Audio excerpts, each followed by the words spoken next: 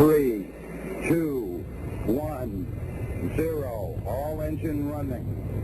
Liftoff. We have a liftoff. For decades, the allure of space has had a grip on mankind. It's one small step for man,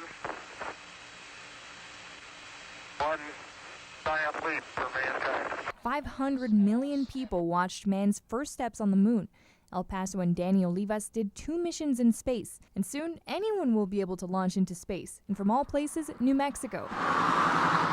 Tucked away in the middle of the desert among tumbleweeds and mountains lies Spaceport America. The more than 700,000 square foot facility houses 2 futuristic buildings and a 10,000-foot runway. The Spaceport's anchor tenant, Virgin Galactic, has just started paying rent and moving into its new building, the Virgin Galactic Gateway to Space. The company has sold more than 500 tickets for commercial flights into space at $200,000 a seat. That number is more than all the people that have ever gone to space up to this point in the history of mankind.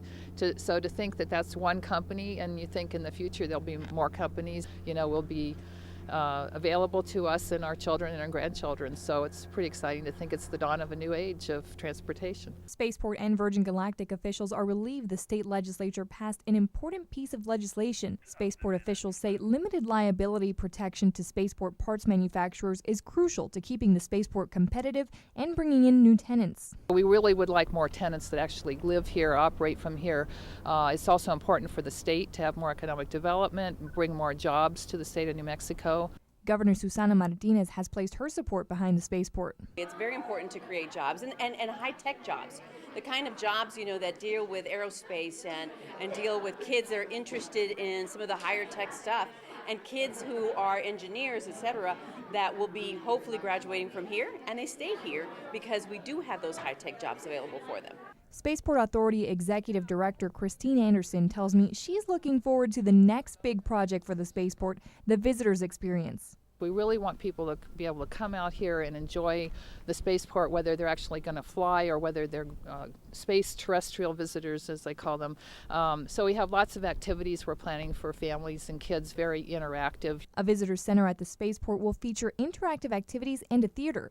The building is being designed by Team Ideas. I think the difference between an airport and a spaceport, at least Spaceport America, is I don't think I'm going to have fun when I go to an airport.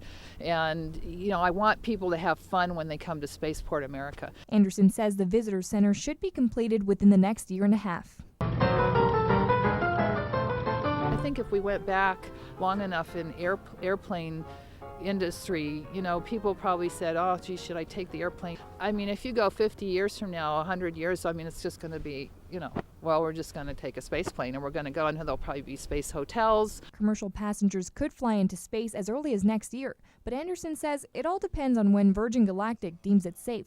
Pretty soon, anyone can be an astronaut and a part of history for the right price. Vanessa de la Viña, ABC 7.